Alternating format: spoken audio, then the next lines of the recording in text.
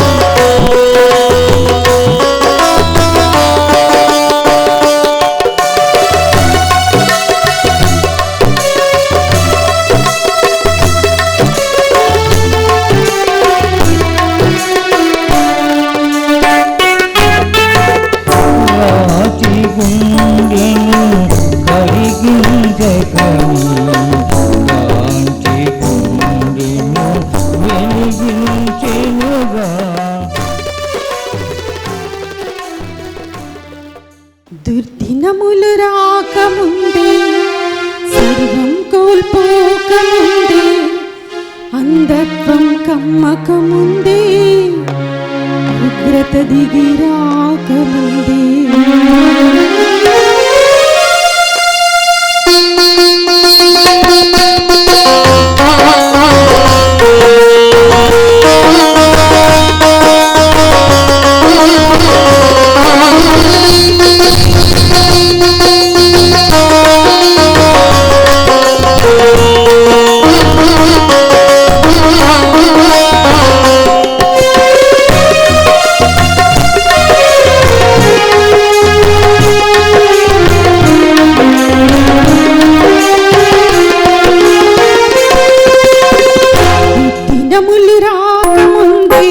సర్వం కోల్పోకముందే అంధత్వం కమ్మకముందే ఉగ్రత దిగి రాకముందే స్మరించు రక్షకుని అనుకూల సమయమున చేర్చుకో యేసుని ఆలస్యం చేయక స్మరించు రక్షకుని అనుకూల సమయమున చేర్చుకో యేసుని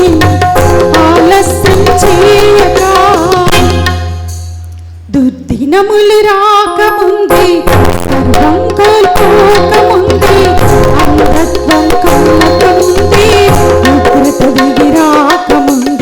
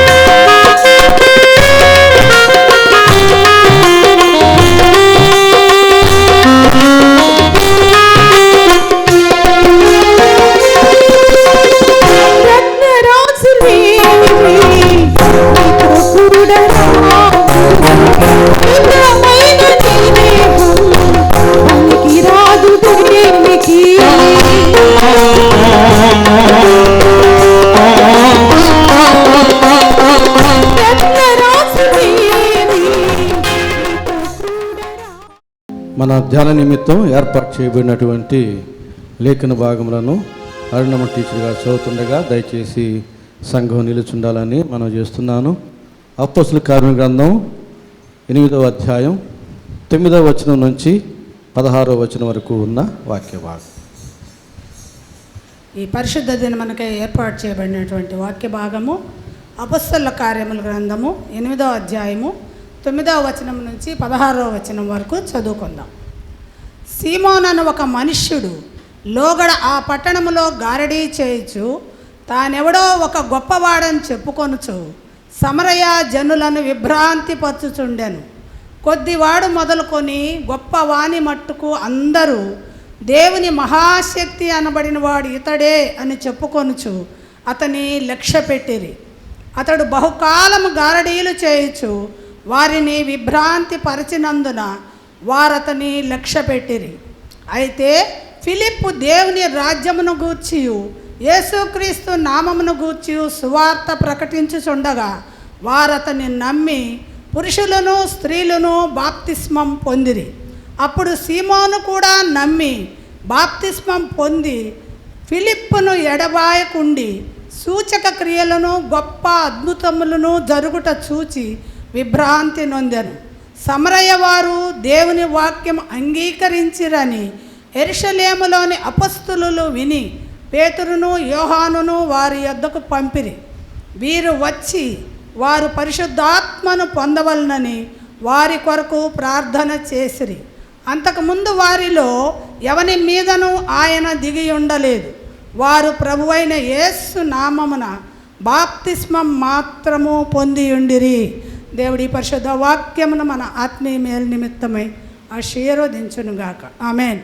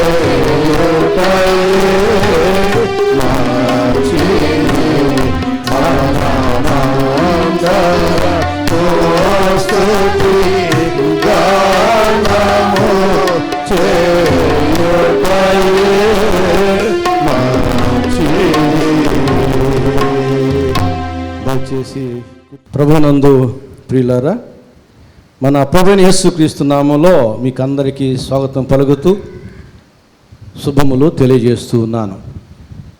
మన ధ్యాన నిమిత్తం చదువుబడినటువంటి వాక్య భాగం అపోస్తలుల కార్యముల గ్రంథము 8వ అధ్యాయం 9వ వచనం నుంచి 16వ వచనం వరకు ఉన్న వాక్య భాగాన్ని మన ధ్యాన నిమిత్తమై చదువుగా మనం విని ఉన్నాం.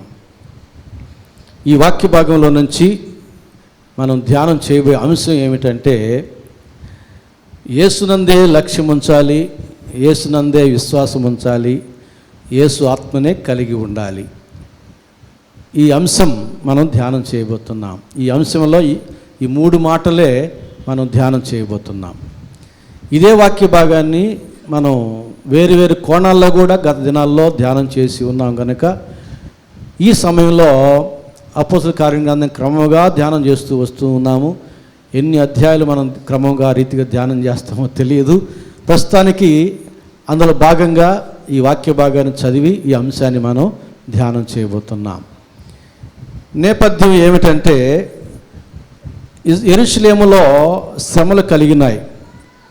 మనం 7వ అధ్యాయంలో స్టెఫను రాళ్లతో కొట్టబడి చంపబడ్డాన్ని మనం గత ఆదివారం ధ్యానం చేశాం. అందును బట్టి యెరూషలేములో క్రైస్తవులకి శ్రమలు సంభవించిన కారణాన క్రైస్తవులు అనేకులు చెదరిపోయారు, వేరు పట్టణాలకి చెదరిపోయారు. అందులో భాగంగా ఫిలిప్పు సమరయ పట్టణానికి వచ్చాడు. సమరయ పట్టణానికి వచ్చేసరికి అక్కడ గాడివాడైన సీమోను అనే వ్యక్తి ప్రభావమైన వ్యక్తిగా ఉన్నాడు. ఆ ప్రజలను విభ్రాంతిపరిచే వ్యక్తిగా ఉన్నాడు. అక్కడ ప్రజలందరూ కూడా ఈ గాడివాడ సీమోను మీద లక్ష్యముంచిన వారుగా ఉన్నారు. గమనించండి, మనం 8వ అధ్యాయం అపోస్తలుల కార్యం గ్రంథం 8వ అధ్యాయం 9 నుంచి 11 దాకా చూస్తే అట్టి విషయాలు మనం గుర్తించగలుగుతాం. నేను చదువుతున్నాను చూడండి. సీమోను అను ఒక మనుషుడు లోగడ ఆ పట్టణంలో గాడి చేయుచు తానెవడో ఒక గొప్పవాడని చెప్పుకొనుచు సమరయ జనులను విభ్రాంతిపరచుచుండెను. కొద్దివాడు మొదలుకొని గొప్పవాని మట్టుకు అందరూ దేవుని మహాశక్తి అనబడిన వాడు ఇతడే అని చెప్పుకొనుచు అతని లక్ష్య పెట్టిరి. అతడు బహుకాలము గాడీలు చేయొచ్చు వారిని విభ్రాంతిపరిచినందున వారు అతన్ని లక్ష్య పెట్టిరి. గమనించారా? గాడి వాడని సీమోను ఏం చేస్తున్నాడు? గారడీ చేస్తున్నాడు. ఏం చెబుతున్నాడు? ఒక గొప్పవాడు అని తాను చెప్పుకుంటున్నాడు. ప్రజలు ఏమని గ్రహించారు? అతడు దేవుని మహాశక్తి అనబడిన వాడు అని గ్రహించారు. కనుక ప్రజలందరూ కూడా వాని మీద లక్ష్యం ఉంచారు. లక్ష్యం ఉంచడం అంటే అతని మీద గురి కలిగి ఉండడం, అతను చెప్పినట్లు చేయడం. ఈ గాడిలు చేసేవాడు తాను ఒక గొప్పవాడు అని చెప్పుకుంటూ ప్రజల చేత దేవునికి మహాశక్తి అనబడిన వాడు ఇతడే అని గుర్తింపు పొందినవాడుగా ఉన్నాడు గనక ప్రజలందరూ అతని మీద లక్ష్యం ఉంచారు గనక అతను చెప్పిందల్లా చేస్తున్నారు. ఏం చెప్తాడు? అతను చెప్పింది వీరు విన్నారు. వీరికి ఏం మేలు కలిగింది? విభ్రాంతి కలిగింది. మేలేమీ కలగలే. దయ్యాలు పట్టిన వారికి విడుదల కలగలేదు, రోగులకి స్వస్థత కలగలేదు, ఆత్మీయ దాహం కలిగిన వారికి ఆ దాహం తీరలేదు, సత్యదేవుణ్ణి కనుగొనలేదు, పాపక్షమాపణ పొందుకోలేదు, ఏ మేలు జరగలే. కానీ ఆశ్చర్యం కలిగింది, విభ్రాంతి నొందిరి. గాడీలు చూస్తూ ఉంటే ఒకప్పుడు మనం అందరం చూసిన వారమే. అది ఒక ఎంటర్టైన్మెంట్ ప్రోగ్రామ్ అది ఆ రోజుల్లో. ఈ రోజుల్లో పట్టణాల్లో చూసేవాళ్ళు ఎవరు లేరు. ఎక్కడో పల్లెల్లో ఎంటర్టైన్మెంట్ ప్రోగ్రాంగా చూచి ఆశ్చర్యచకితులు అవుతూ ఉంటారు అంతే, అక్కడక్కడ కొద్దిగానే. కనుక గాడీలు చూచినప్పుడు మనకు కలిగేది ఆశ్చర్యమే, ఆనందం కలగదు, ఆశీర్వాదం కలగదు. అవసరమా? ఏ మేలు చేయనటువంటి ఆశ్చర్యం మనకు అవసరమా? గంటకి ఆశ్చర్యపడుతూ ఉంటే అది మనకు షాకింగ్ న్యూస్గా ఉంటుంది. మన బీపీ అప్ అవడమో డౌన్ అవడం ఏదో జరుగుతుంది, ఆరోగ్యంలో మార్పులు వస్తాయి. వీడు చేసేది గారడి, చెప్పుకునేది గొప్పవాడని చెప్పుకుంటాడు తన గురించి. ఎంత గొప్పగా చెప్పుకుంటాడంటే ప్రజలందరూ వాడిని దేవునికి మహాశక్తి అనబడిన వాడు వీడే అనేటటువంటి రీతిలో చెప్పుకుంటాడు. ఈ రోజుల్లోనే అనేక మంది ఈ యొక్క విజ్ఞాన కాలంలో అనేక మంది అలాంటి వారిని అనుసరిస్తూ ఉన్నారు, మనం చూస్తున్నాం. మరి ఆ రోజుల్లో అజ్ఞాన కాలంలో ఈ చిన్న చిన్న ట్రిక్కులు చేసిన వారిని ఎంతో గొప్పవారుగా ఇచ్చేటటువంటి పరిస్థితి. ఆ సమరయ పట్టణంలో ఈ గాడివాడి సీమోను పరిస్థితి అట్లా ఉంది, ప్రజల యొక్క పరిస్థితి అట్లా ఉంది. వారు ఏ మేలు పొందుకోవడం లేదు, కానీ ఈ గాడివాడి సీమోను ఏ మేలు మార్గం చూపించడం లేదు, కానీ వారందరినీ ఆశ్చర్యచకితులుగా చేసి వాడు చెప్పినట్టు చేసేవారుగా మలుచుకున్నాడు. అలాంటి పరిస్థితుల్లో ఫిలిప్పు వెళ్ళాడు. యెరూషలేములో శ్రమలు కలిగిన కారణాన ఫిలిప్పు ఆ పట్టణానికి వెళ్ళాడు, సమరయ పట్టణానికి. వెళ్ళినప్పుడు ఇతను చేసిన కార్యం ఏమిటో చూడండి. 8వ అధ్యాయం, అపోస్తలుల కార్య గ్రంథం 8వ అధ్యాయం 5వ వచనం నుంచి 8వ వచనం వరకున్న వాక్య భాగాన్ని చదువుతున్నాను. అప్పుడు ఫిలిప్పు సమరయ పట్టణముల వరకు వెళ్ళి క్రీస్తును వారికి ప్రకటించుచుండెను. జనసమూహములు విని ఫిలిప్పు చేసిన సూచక్రియలను చూచినందున అతడు చెప్పిన మాటల యందు ఏక మనస్సుతో లక్ష్యం ఉంచగా అనేకులను పట్టిన అపవిత్రాత్మలు పెద్ద కేకలు వేసి వారిని వదిలిపోయెను. పక్షివాయువు గలవారును కుంటివారును అనేకులు స్వస్థత పొందిరి. అందుకు ఆ పట్టణములో మిగుల సంతోషము కలిగెను. చూసారా? గాడి వాడి మీద లక్ష్యం ఉంచినప్పుడు ప్రజలకి విభ్రాంతి కలిగింది. ఫిలిప్పు చెప్పిన మాటల మీద, ఫిలిప్పు చేసిన కార్యాల మీద లక్ష్యం ఉంచినప్పుడు, అనగా ఫిలిప్పు మీద లక్ష్యం ఉంచినప్పుడు వారికి దయ్యాల పట్టిన వారికి విడుదల కలిగింది, రోగులకు స్వస్థ కలిగింది, పట్టణం అంతటికి సంతోషము కలిగెను. గాడివాడని సీమను బట్టి పట్టణం అంతటికి విభ్రాంతి కలిగెను, అయోమయం కలిగెను. ఫిలిప్పును బట్టి పట్టణమంతటికి సంతోషం కలిగెను, మేలు కలిగెను, విడుదల పొందుకున్నారు, స్వస్థ పొందుకున్నారు, నిజ దేవుని తెలుసుకున్నారు. ఫిలిప్పు చెప్పిన మాటలకు లోబడిన వారందరూ కూడా బాప్తిసం కూడా పొందుకున్నారు. ఫిలిప్పును ఎడబాయకుండా ఉన్నారు వారందరూ. జీవితాలు మారిపోయినాయి. వారి జీవితాల్లో ఆశీర్వాదం, ఆనందం వారు అనుభవిస్తూ ఉన్నారు. ఎవరు చెప్పిన మాటను బట్టి? దేవుని భక్తుడు లేక దేవుని సేవకుడైన ఫిలిప్పు చెప్పిన మాటలను బట్టి విని వారందరికీ ఆశీర్వాదం, మేలు, ఆనందం కలిగింది. పట్టణం అంతటికీ కలిగింది సంతోషం. ఒక గాడివాడు తాను గొప్పవాడని చెప్పుకుంటాడు. ఫిలిప్పు ఏమని చెప్తాడు? యేసయ్య గొప్పవాడని చెప్తాడు. తాను గొప్పవాడని చెప్పుకోడు. ఫిలిప్పు తనను తాను తగ్గించుకుంటాడు. తన దేవుడిని యేసయ్య గొప్పవాడని చెబుతాడు. ఈ గాడివాడని సీమని చెప్పుకుంటాడు. తానే గొప్పవాడని చెప్పుకుంటున్నాడు. తానే గొప్పవాడు. దేవుని యొక్క మహాశక్తి అనబడిన వాడు ఇతడే. దేవుని యొక్క మహాశక్తి గాడిలు చేస్తుందా? దేవుని యొక్క మహాశక్తి అద్భుతాలు, సూచక్రియలు, మహత్కారాలు చేస్తాయా? గాడిలు చేస్తాయా? నేర్చుకుంటే మనం కూడా చేస్తాం గాడీలు. నేర్చుకుంటే వస్తుంది గాడి. అందుకు దేవునికి మహాశక్తి అక్కర్లే, మనకు యుక్తి ఉంటే చాలు. ప్రాక్టీస్ చేసి హ్యాండ్ మూమెంట్ కొంచెం స్పీడ్గా మనం మూవ్ చేయగలిగితే చాలు, మ్యాజిక్ చేయగలుగుతాం. మహాశక్తి అక్కర్లే గాడి వేయడానికి. అద్భుత కార్యాలు చేయాలంటే, సూచక్రియలు చేయాలంటే, మహత్కార్యాలు చేయాలంటే దానికి కావాలి దేవునికి మహాశక్తి. ఫిలిప్పు మాటల మీద లక్ష్యం ఉంచిన వారందరూ స్వస్థత పొందుకున్నారు, దయ్యాల నుంచి విడుదల పొందుకున్నారు, దేవుణ్ణి కనుగొన్నారు, ఆనందం, ఆశీర్వాదం పొందుకున్నారు. గాడివాడి సీమోనం మీద లక్ష్యం ఉంచిన వారు, ఆ యొక్క గాడివాని మాటలు వినినవారు మేలు పొందుకోలేదు, స్వస్థ పొందుకోలేదు, విడుదల పొందుకోలేదు, విభ్రాంతి పొందుకున్నారు, అయోమయంలో పడిపోయారు. ఎవరి మీద లక్ష్యం ఉంచుదాం? నేటి దినాల్లో ఈ రెండు రకాల వాళ్ళు ఉన్నారు. ఎవరి మీద మనం లక్ష్యం ఉంచాలి? ఎవరి మాటలు మనం వినాలి? గమనించండి. తిమోతికి రాసిన మొదటి పత్రిక 4వ అధ్యాయం మొదటి 6 వచనాలు చదువుతాను. తిమోతికి రాసిన మొదటి పత్రిక 4వ అధ్యాయం మొదటి 6 వచనాలు. కడవరి దినములలో, అప్పుడు రాశారు కడవరి దినాల్లో ఏమేమి జరుగుతాయని. మనం ఇప్పుడు కడవరి దినాల్లోనే ఉన్నాం. కాబట్టి కడవరి దినాలలో అనే మాటని ఇప్పుడు మన దినములలో అని చదువుకోవచ్చు.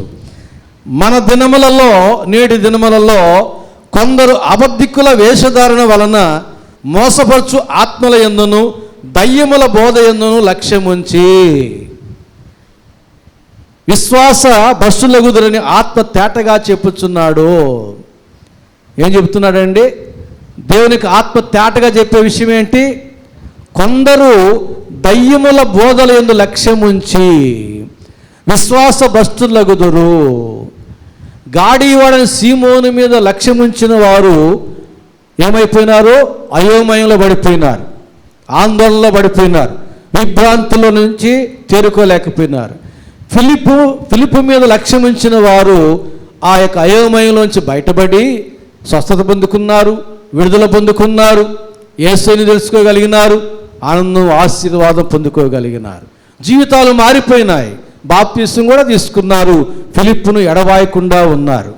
ఎంత గొప్ప మార్పు చూడండి. కాబట్టి ఆ పట్టణం అంతటిలో సంతోషం నిండిపోయింది.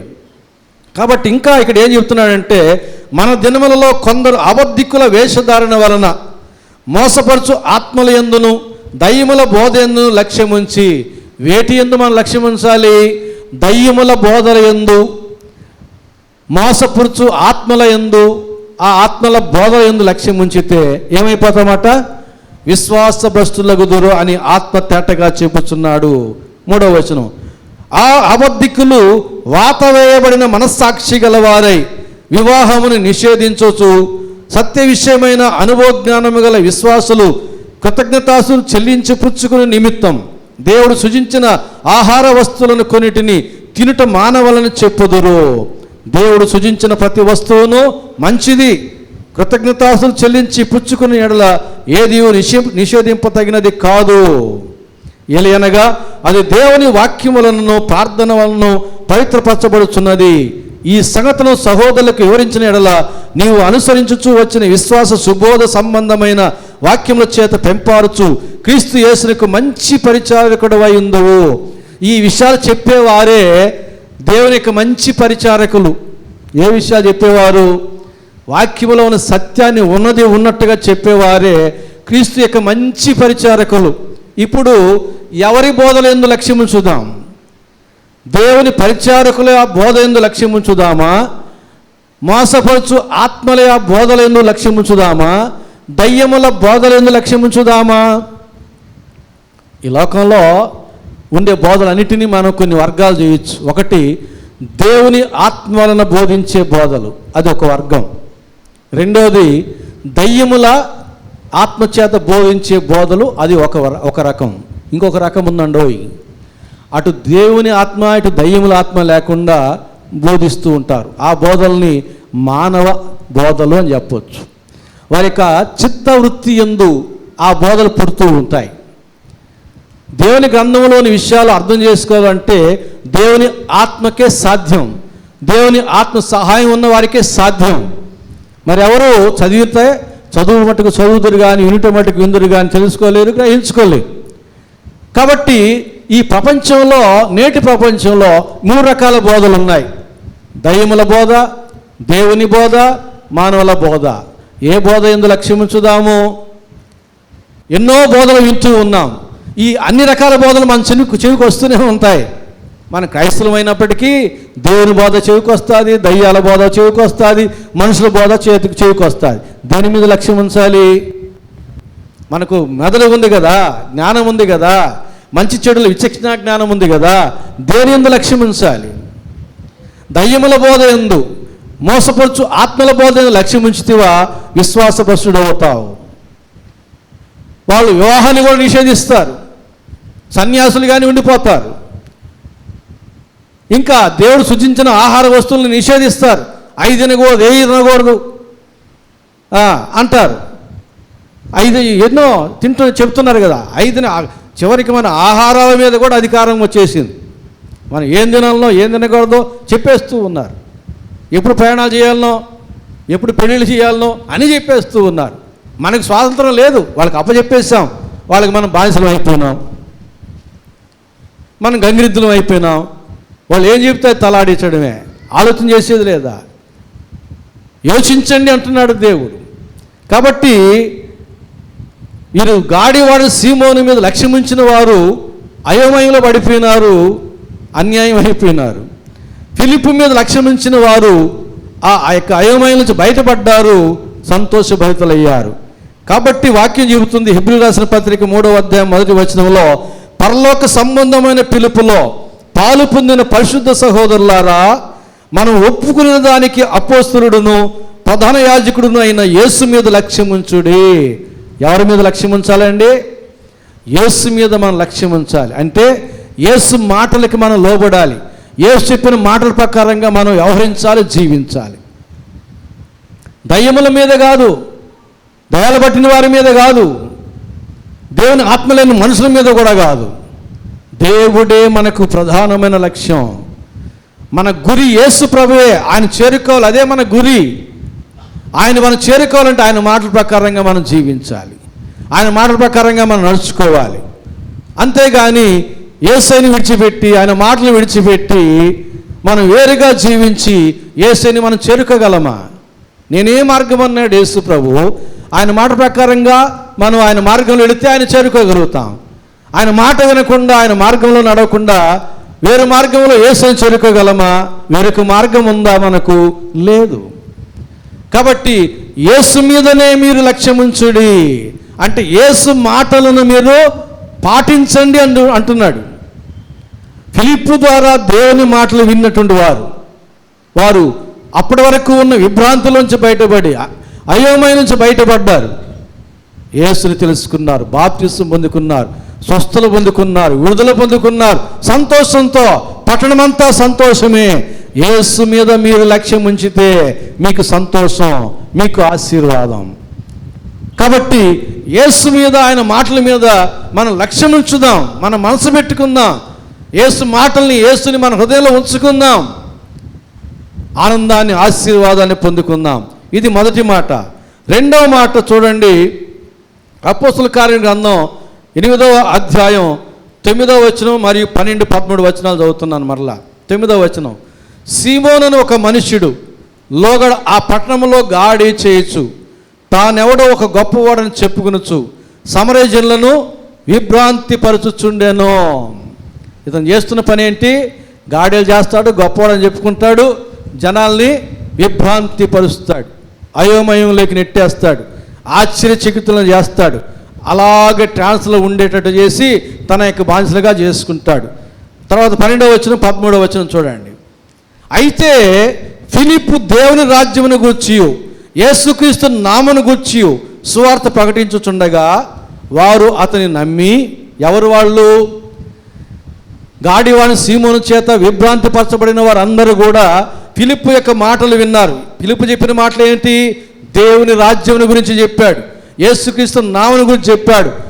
గాడివాడని సీమోన్లాగా తనకు గొప్పవాడని చెప్పుకోలే, దేవుని యొక్క మహాశక్తి అనబడిన వాడు నేనే అని చెప్పుకోలే. సీమోన్లాగా అయ్యా నేను కాదు, నా భక్తి కాదు, నా శక్తి కాదు, యేసయ్యే గొప్పవాడు అని యేసయ్య గొప్పతనాన్ని గురించి చెబుతున్నాడు. యేసు ప్రభు యొక్క రాజ్యాన్ని గురించి గొప్పగా చెబుతున్నాడు. ఆ మాటలు విని 12వ వచనం, ఆ మాటలు విని వారు అతను నమ్మి పురుషులను స్త్రీలను బాప్తిసం పొందిరి. ఏం పొందుకున్నారు? బాప్తిసం పొందిరి. గాడివాడ సీమోను మాటలు విని విభ్రాంతి పొందిరి. ఏం పొందుకుంటారు? విభ్రాంతి పొందుకుంటారా? బాప్తిసం పొందుకుంటారా? నమ్మి బాప్తిసం పొందినవాడు రక్షింపబడును, నమ్మని వానికి మీరే చెప్తున్నారు. కాబట్టి నమ్మి బాప్తిసం పొందినవాడు రక్షించబడతాడు. ఎవరిని నమ్మాలి? ఏమని నమ్మాలి? యేసయ్యను నమ్మాలి. యేసయ్య మన రక్షకుడని విశ్వసించాలి. అట్టివారు రక్షించబడతారు. కనుక ఇక్కడ చూడండి, గాడివాడ సీమోను మాటలు నమ్మి వారు విభ్రాంతిని పొందిరి. ఫిలిప్పు ప్రకటించిన దేవుని యొక్క రాజ్యాన్ని గురించి, యేసు నామను గురించి విని వీరు బాప్తిస్మం పొందిరి. ఎంత తేడా ఉందో చూడండి. ఇంకా చూడండి 13వ వచనం. అప్పుడు సీమోను కూడా నమ్మి బాప్తిస్మం పొంది ఫిలిప్పును ఎడబాయకుండి సూచక్రియలను గొప్ప అద్భుతములను జరుగుట చూచి విభ్రాంతి నొందెను. సమరయ పట్టణం అందరినీ విభ్రాంతి పరిచినటువంటి సీమోను ఇప్పుడు విభ్రాంతి పొందుతున్నాడు. ఉల్టా అయిపోయింది, పూర్తిగా మార్పు. అందరినీ ఆశ్చర్యచకితులను చేసినటువంటి సీమోను ఇప్పుడు ఫిలిప్పు చేసే కార్యాలను చూసి ఇతడు ఆశ్చర్యపోతున్నాడు, ఇతడు విభ్రాంతి పొందుకుంటున్నాడు.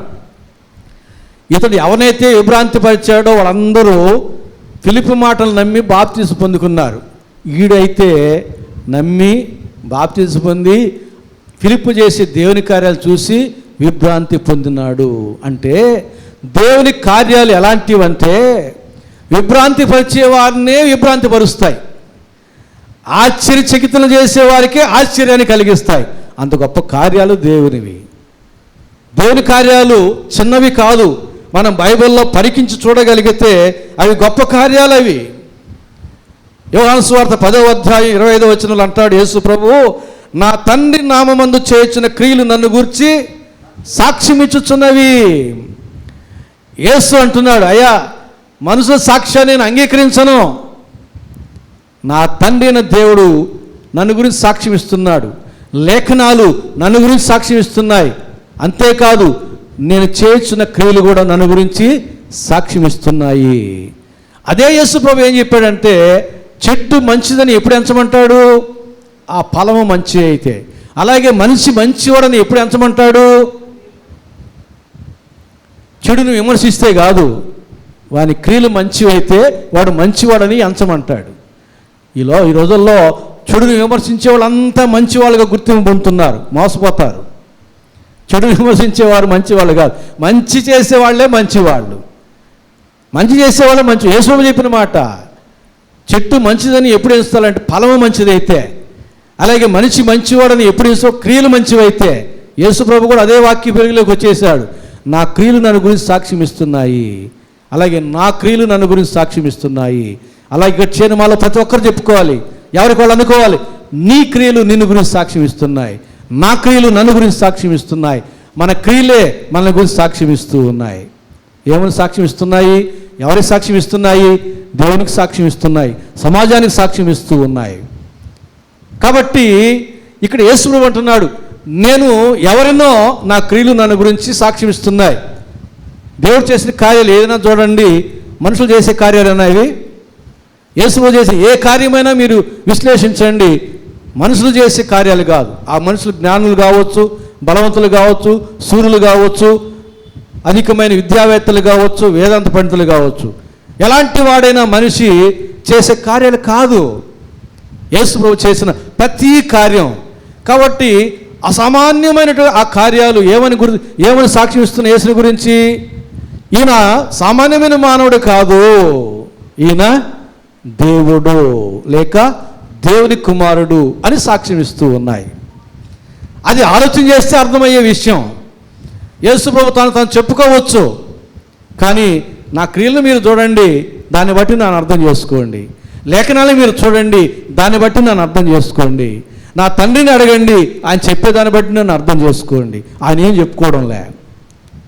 ఇక్కడ గాడివాడైన సీమోను చెప్పుకుంటున్నాడు, ఒక గొప్పవాడని చెప్పుకుంటున్నాడు. ఫిలిప్పు కూడా చెప్పడంలే ఆయన గొప్పవాడని. నా దేవుడు గొప్పవాడని చెబుతున్నాడు. ఆయన యందు మీరు లక్ష్యం ఉంచండి అని చెబుతున్నాడు. ఆయన యందు మీరు విశ్వాసం ఉంచండి అని చెబుతున్నాడు. మీరందరూ కూడా విభ్రాంతి నొందిన వారందరూ కూడా బాప్తిజం పొందుకున్నారు. అందరినీ విభ్రాంతిపరిచిన సీమోను కూడా ఇప్పుడు ఫిలిప్పు ద్వారా దేవుడు చేసిన కార్యాన్ని బట్టి విభ్రాంతి నొందెను, ఆశ్చర్యచకితుడైపోయాడు. ఎంత కార్యం జరిగిందో చూడండి. కాబట్టి యేసునందు మనం విశ్వాసం ఉంచాలని లేఖనాలు స్పష్టంగా తెలియజేస్తూ ఉన్నాయి. యోహాను సువార్త 6వ అధ్యాయం 28, 29 వచనాలు. మేము దేవుని క్రియలు జరిగించుటకు ఏమి చేయవాలని ఆయన అడుగగా, యేసు ఆయన పంపిన వాని యందు మీరు విశ్వాసం ఉంచుటయే దేవుని క్రియ అని వారితో చెప్పాను. సమరయులందరూ కూడా యేసునందు విశ్వాసం ఉంచి బాప్తిజం పొందుకున్నారు. దేవుని క్రియలో వారి పాలి భాగస్థులయ్యారు. దేవుని కార్యములో వారు పొందుకున్నారు. కాబట్టి మనం మొట్టమొదటి క్రియ ఏమిటంటే యేసునందు విశ్వాసం ఉంచి జీవించడం. అది దేవునికి గొప్ప కార్యం. విశ్వాసం ఉంచి జీవించడం అంటే యేసు నమ్ముతున్నావు అంటే తల ఆడించడం కాదు, తల ఆడించడం కాదు. అబ్రాహాము దేవుని నమ్మెను, అది అతనికి నీతిగా ఎంచబడెను. ఆయన తల ఆడిస్తే నీతిమంతుడని చెప్పలే. అబ్రాహాము దేవుని నమ్మినాడంటే నువ్వు పుట్టి పెరిగిన ప్రాంతాన్ని విడిచిపెట్టి నేను చూపించేసానికి వెళ్ళమంటే ఎక్కడికి వెళ్ళాలో తెలియదు, మార్గం ఏంటో తెలియదు, అది ఎలాంటిదో తెలియదు. నమ్మినాడు, వెళ్ళిపోయినాడు అంతే. ఆయన జీవితంలో అనేక సంఘటనల్లో దేవునియందు తాను ఉంచిన నమ్మకాన్ని కనబరుచుకున్నాడు. అబ్రహామా నీకు సంతానం ఇస్తాను, 25 సంవత్సరాల నమ్మకాన్ని కొనసాగించాడు. అబ్రహామా నీకు వాగ్దాన దేశాన్ని ఇస్తాను నీ సంతానానికి, నమ్మినాడు. ఎప్పుడో సంతానానికి ఇచ్చే ఆ యొక్క మాటని నమ్మినాడు. అబ్రహామా నీ కుమారుడిని నాకు బలి చేయి, నమ్మినాడు, ఇవ్వడానికి వెళ్ళాడు. ఆయన జీవితంలో అనేక సందర్భాల్లో దేవుని యందు నమ్మకం ఉంచినవాడు. నమ్మడం అంటే తలాడించడం కాదు, ఎప్పుడో ఒకసారి అయిపోయే కార్యం కాదు. బ్రతుకు పర్యంతం ఆయన పట్ల నీకున్న నమ్మకాన్ని కనబరుచుకుంటూనే ఉండాలి. అది యేసునందు విశ్వాసం ఉంచి జీవించడం అంటే. బైబిల్లోని భక్తులందరూ కూడా యేసునందు విశ్వాసం ఉంచి జీవించారు. ప్రాణాలు పోతున్నా సరే యేసునందు విశ్వాసం ఉంచారు. చనిపోయినా పర్వాలే, నేను దేవుని దగ్గరికి, దేవుని రాజ్యంలో చేరుకుంటా, ఆయన యందే విశ్వాసం ఉంచారు. అవసాన దశలో కూడా హత్సాక్షులందరూ కూడా అది నమ్మకం అంటే. దేవుని నమ్మి దేవుని మాట యందు నమ్మకం ఉంచారు అంటే అప్పటి నుంచి బ్రతుకు పర్యంత వరకు కూడా ఆయా సందర్భాల్లో దేవుని మాటలు నమ్మిన వారముగా, దేవుని నమ్మిన వారముగా మన జీవితాన్ని కొనసాగింపజేసుకోవాలి. అంతేగాని ఒకసారి తల ఆడించేసి బాప్తిజం సమయంలో అయిపోయిందని ఇక ఇష్టానుసారంగా జీవించడం కాదు. బైబిల్లోని భక్తులు ఆ రీతిగా జీవించలేదు. కాబట్టి యేసును విశ్వాసం ఉంచాలి, యేసు యందు లక్ష్యం ఉంచాలి, మొదటి మాట. రెండవది యేసునందే విశ్వాసం ఉంచాలి, మనుషుల యందు కాదు, దయ్యముల యందు కాదు, దేవుని యందు విశ్వాసం ఉంచాలి. దేవుని మాటల యందు మనం విశ్వాసం ఉంచాలి. అప్పుడే మనం విశ్వాసులం అవుతాం. అప్పుడే మనం విశ్వాసులముగా దేవుని చేత గుర్తింపు పొందుకుంటాం. అలాగే అలాగే చివరిగా మనం గమనిస్తే ఇదే అపోస్తల కార్యం గ్రంథంలో చూడండి, తర్వాత మూడో విషయం, ఎప్పుడైతే ఈ యొక్క గాడివాడు సీమోను సమరయ ప్రజలు అందరూ కూడా నమ్మి యేసు ప్రభుని బాప్తీసం తీసుకున్నారని విన్నారో అది ఆశ్చర్యకరమైన విషయంగా ఆనాటి ప్రజలకు అందింది. చివరికి యెరూషలేములో ఉన్న అపోస్తలకు కూడా చేరింది. సమరయ ప్రాంతంలో అన్యజనులు విన్నారట, వాళ్ళు నమ్మినారట, బాప్తీసం తీసుకున్నారట, ఎడబాయకుండా ఉన్నారట. గొప్ప కార్యాలు, ఆశ్చర్యం, ఆనందం. కనుక అప్పుడు వారు ఏం చేశారంటే 14వ వచనం చూడండి, సమరయ వారు దేవుని వాక్యం అంగీకరించిరని యెరూషలేములోని అపోస్తలు విని పేతురును యోహానును వారి యొద్దకు పంపిరి. వీరు వచ్చి వారు పరిశుద్ధాత్మను పొందవలని వారి కొరకు ప్రార్థన చేసిరి. అంతకుముందు వారిలో ఎవరి మీదనూ ఆయన దిగి ఉండలేదు. వారు ప్రభువుని యేసునామమున బాప్తిసం మాత్రం పొంది ఉండిరి. వీరి పరిస్థితి చూడండి. వీరి గురించి యెరూషలేములో వినబడింది, అపోస్తలుకి చేరింది ఆ వర్తమానం. పేతురు యోహానులు వచ్చారు, అయ్యా మీరు యేసునామమున బాప్తిసం పొందారు, మంచిదే, అంతటి సరిపెట్టుకోలే, మీరు దేవుని ఆత్మను పొందాలి, యేసు ఆత్మను పొందుకోవాలి. పొందుకున్నారంటే అసలు ఆయన ఉన్నాడన్న విషయమే మాకు తెలియదు అంటారు. వీళ్ళు నీటి మూలంగా బాప్తిసం పొందుకున్నారు అంతే, ఆత్మ మూలంగా బాప్తిసం పొందలా.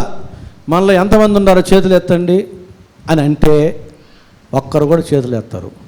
నాకెంత సంతోషమో, అందరూ ఆత్మ మూలంగా జన్మించారని అనుకోవాలిగా. అప్పుడు నేను నీటి మూలంగా జన్మించి ఆత్మూలంగా జన్మించని వారు చేతులు ఎత్తండి అంటే ఎవరు ఎత్తరో నాకు తెలుసు. కాబట్టి ఇప్పుడు నేనేం చేయాలి, అప్పుడు నా సంఘంలో అందరూ ఆత్మ మూలంగా జన్మించిన వారే అని నేను పొంగిపోవాలి. పొంగిపోమంటారా? పొంగిపోమంటారు. ఏమనుకోవాలి నేను? మీరు చేతులు ఎత్తకపోతే నేను అడగనులే, మీరు ఎత్తొద్దులే చేతులు, నన్ను ఏమనుకోమంటారు? అందుకే అంటూ ఉంటాను, చాలా కాలం అయిపోయింది నీటి మూలంగా జన్మించి, ఆత్మూలంగా జన్మించలా. వాళ్ళు నా దృష్టిలో మరగుజ్జులే, ఆత్మీయ మరగుజ్జులు, ఎదగలే. వారు ఆత్మీయంగా ఎదగలే, ఎదుగు బొదుగు లేదు, ఎక్కడ వేసిన గొంగలు అక్కడే అన్నట్టుగా ఉన్నారు. వారు పరలోక రాజ్యానికి చేరుకోరు, నరకాన్ని తప్పించుకోరు. ఇదిగో ఇక్కడ ఉన్నారు, బాప్తిసం మాత్రం పొందుకున్నారు నీటి మూలంగా, ఆత్మ బాప్తిసం పొందుకోలే, అర బాప్తిసమే, అర మనుషులే. దేవుని యొక్క దృష్టిలో కూడా ఆత్మీయ మరగుజ్జులే. మీరు ఎవరో నాకు తెలియదు అంటాడు. నోటి మాటను బట్టి నీటి బాప్తిసం మేము ఇస్తాం, అంతరంగాన్ని బట్టి ఆత్మ బాప్తిసం దేవుడు ఇస్తాడు.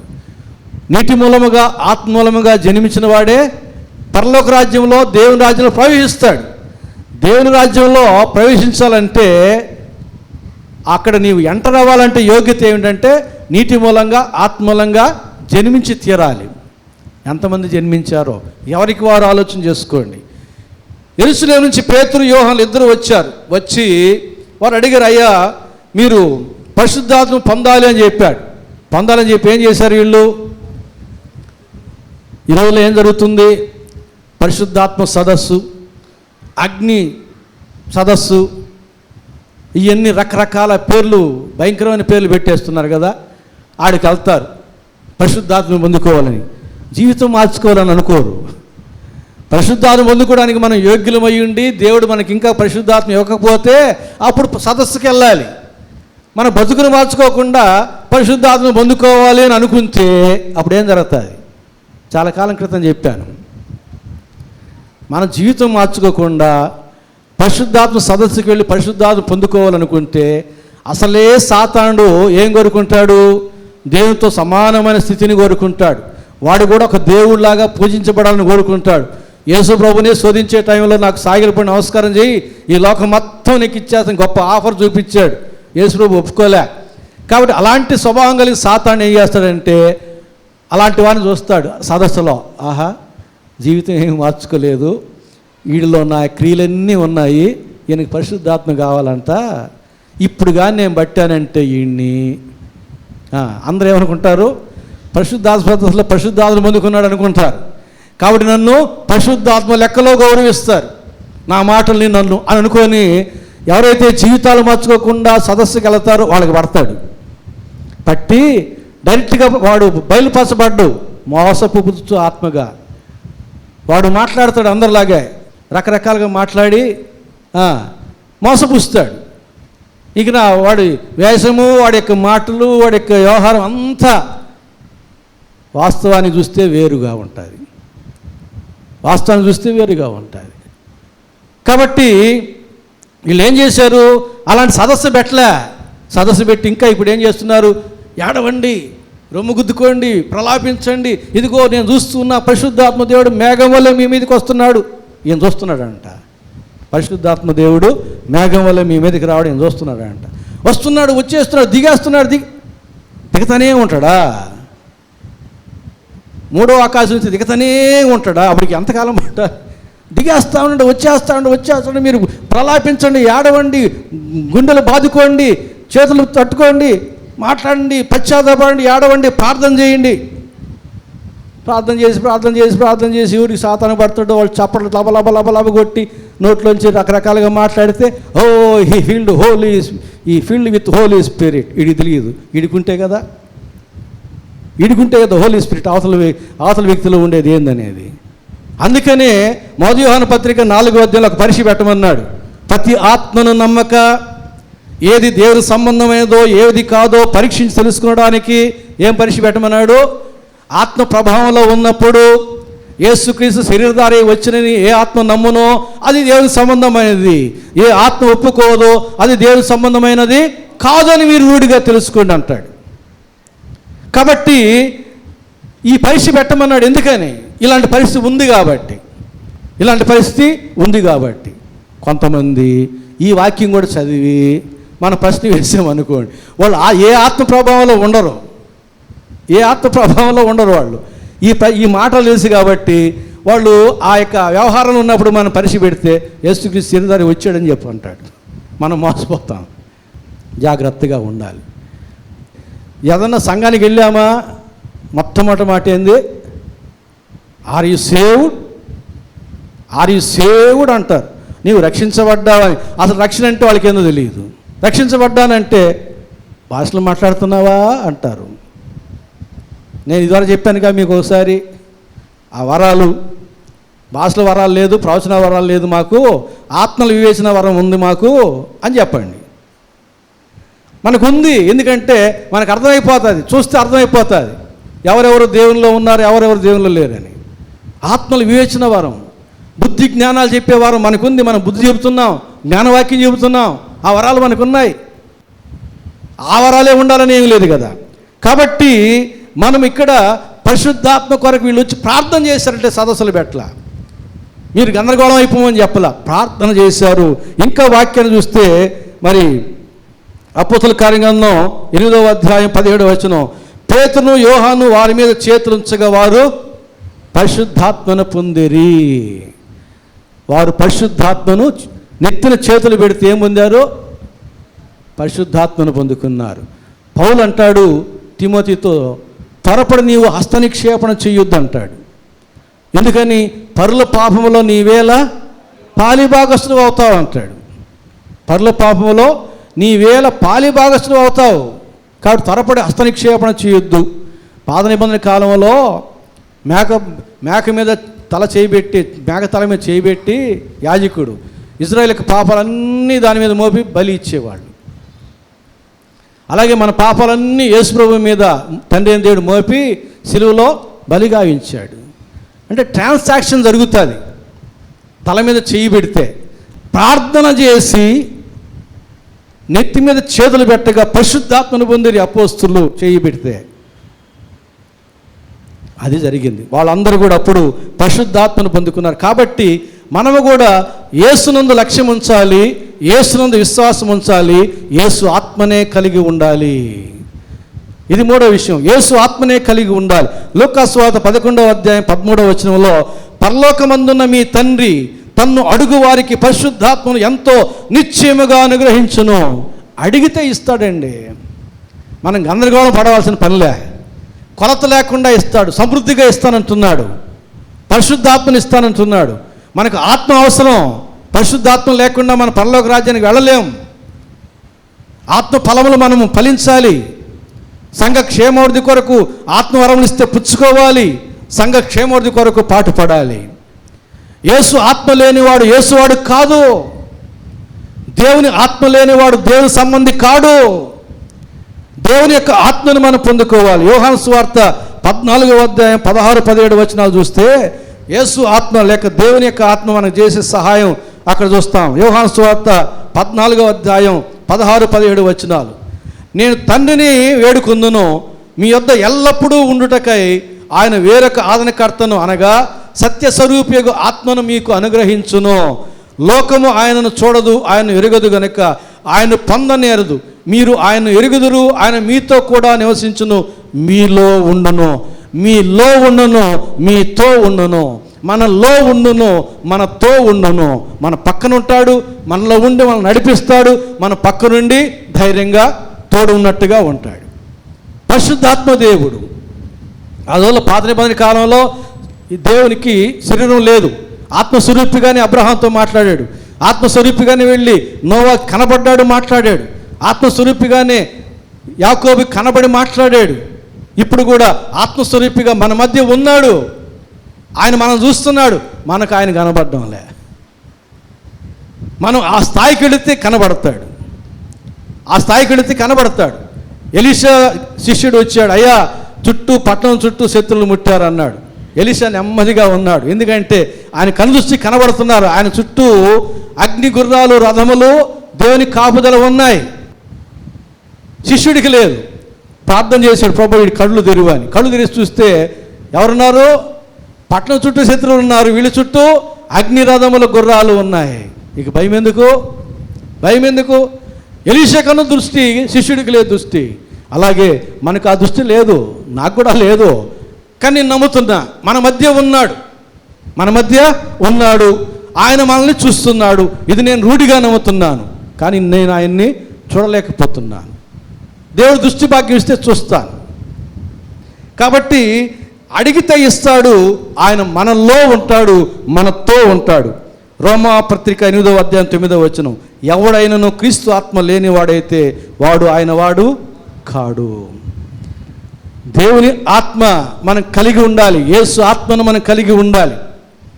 అడిగితే ఇస్తాడంతే. ఇంకో దగ్గరికి పోయి మనం పొందుకోవాల్సిన పనిలే. అలాంటి వాళ్ళు ఎవరు లేరు ఇప్పుడు నాకు తెలిసి. అపోస్తులు లాంటి వాళ్ళు ఎవరో లేరు. వాళ్ళు చేతులు పెడితే మనం ఆత్మను పొందుకునేటటువంటి భక్తిపరులు లేరు. నాకు ఎంతవరకు కనబడలే వినబడలే. కాబట్టి ఎవరి మట్టుకు వాళ్ళని మనం ప్రార్థన చేసుకుంటే దేవుడు ఇస్తాడు, కొలత లేకుండా ఇస్తాడు. దేవుని ఆత్మని ఇస్తాడు, వరాలు ఇవ్వచ్చు, ఆత్మ ఫలాల్లో మనల్ని నడిపించవచ్చు. యేసు ఆత్మ మాత్రం ఎట్టకేలో మనకు కావాల్సిందే. ఆయన ఆత్మ లేనివాడు ఆయన వాడు కాడు. దేవుని ఆత్మను మనం కలిగి ఉండాలి. అది వరములకు సంబంధించిన ఆత్మ కావచ్చు, అది ఉంటే మంచిదే. ఫలములకు సంబంధించిన ఆత్మ మనం ఖచ్చితంగా కలిగి ఉండాలి. ఫలించని ప్రతి తీగ నరకబడి అగ్నిలో వేయబడిన, వరములు లేని తీగ అగ్నిలో వేయబడి అని చెప్పలే.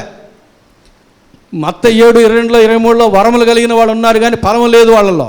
కాబట్టి మీరెవరో నాకు తెలియదు అన్నాడు. కాబట్టి గలతీ 5:22 ప్రకారంగా ఆత్మ ఫలములు ఫలించాలి మనం. అందుకు యేసు ఆత్మ మనకు కావాలి. పరలోక రాజ్యాన్ని మనం చేరుకుంటాం. మళ్ళీ మీకు ఈ 3 మాటలు జ్ఞాపకం చేస్తాను. మన యొక్క చదువుకున్న వాక్య భాగం యొక్క అంశం ఏమిటి? అందులో ఎన్ని మాటలు ఉన్నాయి? 3 మాటలు ఉన్నాయి. ఏమేమిటి?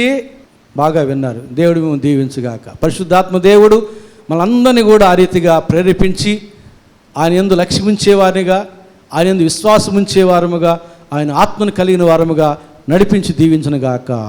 ఆమె ప్రార్థన చేసుకున్నాం. ప్రేమ స్వరూపిన మా గొప్ప తండ్రి, పరిశుద్ధ ప్రభువా, మీ ప్రేమను బట్టి మీ కృపను బట్టి మీ పాదసన్ని సమీపిస్తూ ఉన్నాం. ఎంత గొప్ప దేవుడువు, ఎంత మంచి దేవుడువు నా తండ్రి. నీ దినదాసులమైన మనం ప్రేమించి మాకు అవసరమైనటువంటి వాక్యాన్ని నా తండ్రి అనుగ్రహించారు. వాక్యమునే ఉదయశాంతం శుద్ధీకరించారు ప్రభువా. నీ వాక్యాన్ని హృదయంలో భద్రపరచుకోవడానికి సహాయం చేయండి. మా జీవితంలో మీ వాక్యం 30 60 100 ఫలించినట్లు సహాయం చేయండి ప్రభువా. మా జీవితంలో ఎదురయ్యే అన్ని సందర్భాల్లో, అన్ని సంఘటనల్లో నీ యందు లక్ష్యం ఉంచిన వారముగా, నీ యందు విశ్వాసం ఉంచిన వారముగా, మీ ఆత్మను కలిగిన వారముగా కొనసాగినట్లు సహాయం చేయమని యేసు నామమున వేడుకుంటున్నాము తండ్రి. ఆమేన్.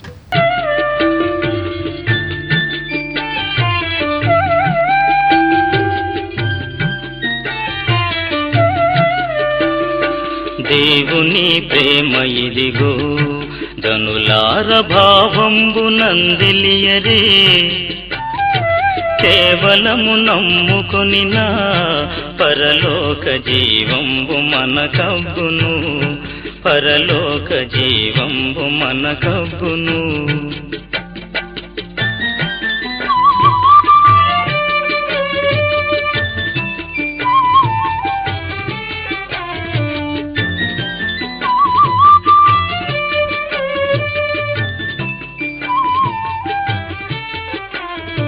సర్వలోకము మనలను తన వాక్య సత్య